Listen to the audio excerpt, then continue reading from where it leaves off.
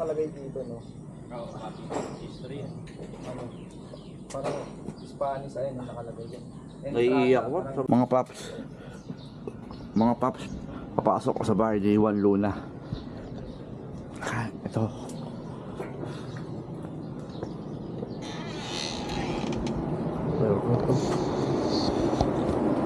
So, dito yung Luna parang sa dunya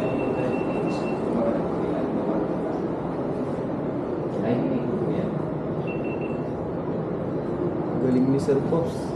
Nagsasan po ba tayo? Tagig po. Tagig po. Mga nag-agos din ang kaya.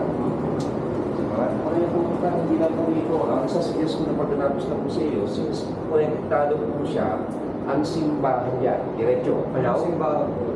Simbahan na Mayroong Basilica of Ilocos Norte. Yung sa Paway, iba pa lang po yun. So, eto, yung ano po, diretso yan. Simbahang Luma, yan po yung simbahan ni Juan Bautismo, Minor Basilica ng Ilocos Norte. Nandyan po yung Santo, la Virgen Milagrosa. Yan din ang simbahan na yan na bininyagan si Juan Luna noong tatlong araw pa lang siyang nabubuhay. So makikita niyo po yung marker doon sa may banda rito sa likuran, doon sa may tore, may upuan po doon sa harap po noon. Makikita niyo po doon may nakalagay na marker po doon. Okay, sige, sabi natin, papasundaan na namin. At saka, pwede niyo pasukin yung simbahan kung nakasarado po yung main door niya. Hindi po kayo. Papunta doon sa altar. Okay. Sa altar kasi nandun yung mismong imahe. At sayang nga lang, marami kayong mapupuntahan pa rito, pero postal kasi ang dadaanan nyo, yung Badok Island. So, minsan pinupunta ng mga visitor, maaga para makapunta po sila doon. Nasa West Philippines kasi siya. Okay. Pagkatapos yung kung saan napunta po yung mismong Santo ng La Virgen Milagrosa at yung Santo Milagroso ng Sinaing Ilocos.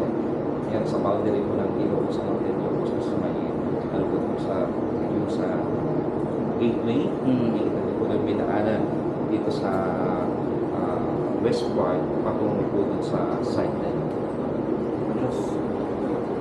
So sa taas patungkol po kay General. Ito, ang bahay ni General sa taas. Hindi siya. Ito yung ancestral house. So yun sir, pinaliwanag na ko dito. Museo ni, ano ka na? Yung museo ni Juan Antonio. Juan Antonio.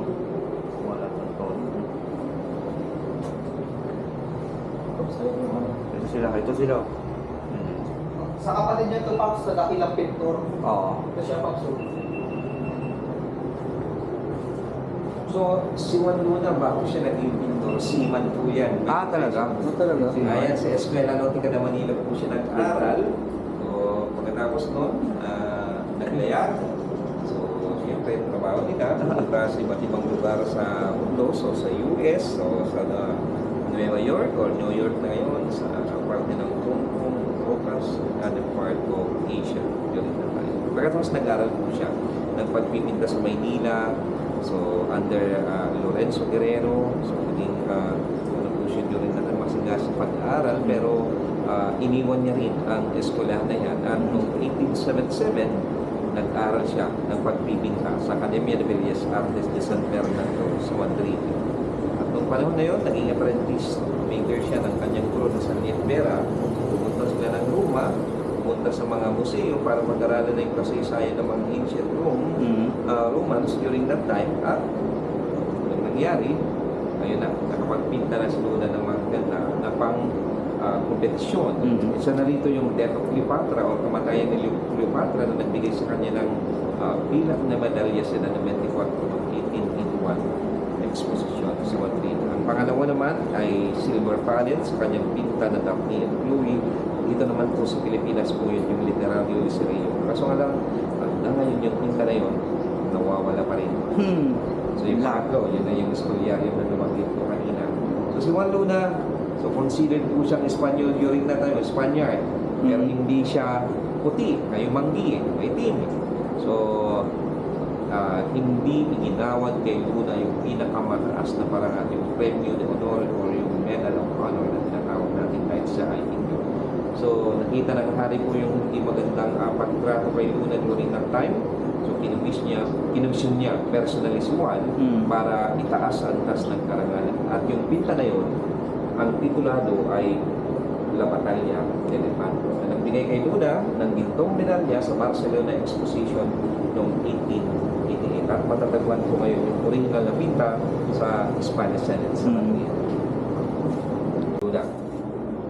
So, noong 1894 kasi, nang bumalik dito sa Pilipinas, galing sila ng Espanya, nagturo ang dalawa ng eskrima sa yung eskwela na yan tinatawag nating Salon de Armas na matatagpuan dati sa Calle Alex na tinatawag natin ngayong Legarda.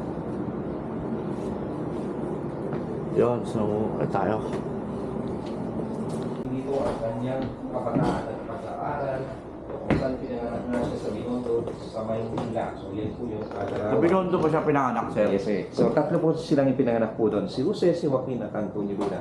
So makikita natin na dalawa pala ang pangalan ng Antonio Luna dito. Antonio Narciso. Antonio Narciso.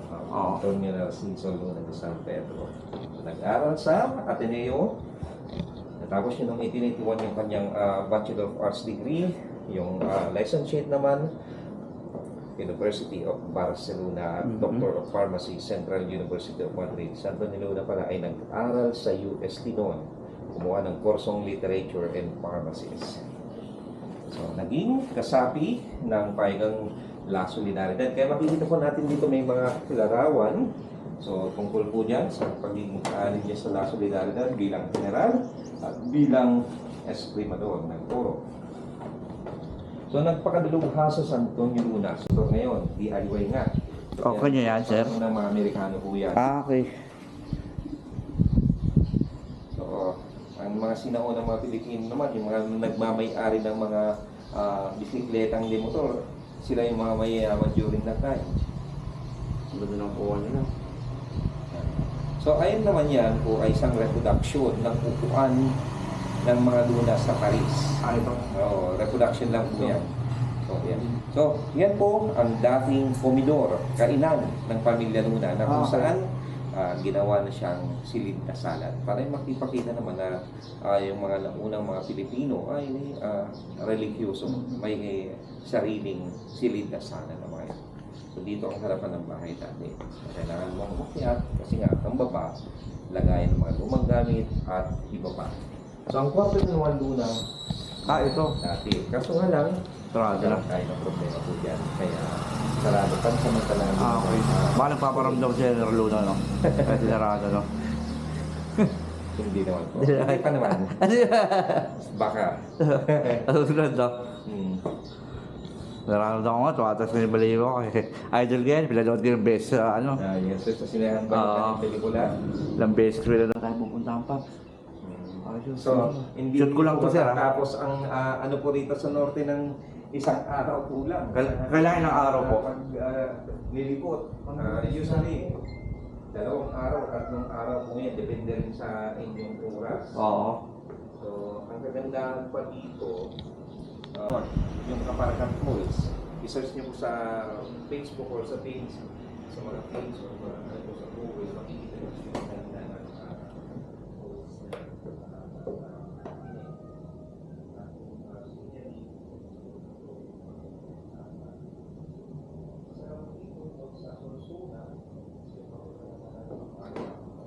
saan kapag maayo maatal taglamig para kang yung pinakapakan na yung ulap. So, kita-kita mo yung ulap sa baba.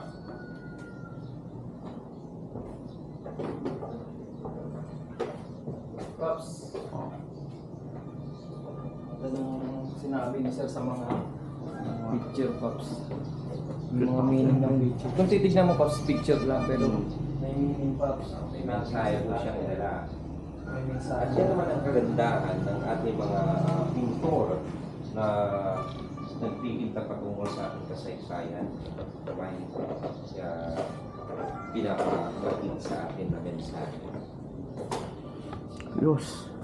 Kasi dati, bawal ka magsalita labag sa kanila, di ba? So yung iba, dinadaan sa pintor, sa tula. Tama po sa Kasi bawal ka magsalita agad sa kanila, ipapatayin ka nila pag nahuli ka.